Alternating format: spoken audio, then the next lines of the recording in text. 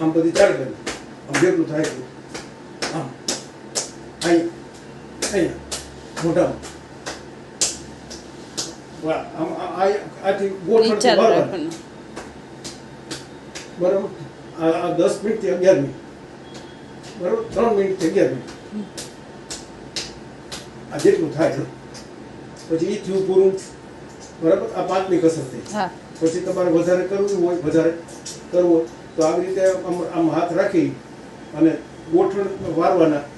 આમ નીચે જાવ અમને અકડું આસન આમ ટાઈટ કરવાનું આમ ચટ્ટી ચડાવતા હોય ડોક ને બધું ટાઈટ કરવાનું બરાબર આ 1 કે 2 3 વખત પછી છેલ્લે તમારે ખાલી છે ને કુકડું આસન એટલે ઉભરો કોઈ કે બેહવાનું 3 મિનિટ આ રીતે કરીને બેહી જાવ 3 મિનિટ એટલે પૂરી કસરત તારી આવી કુકડું આસન કહેવાય ઉભરો બેહો હવે મને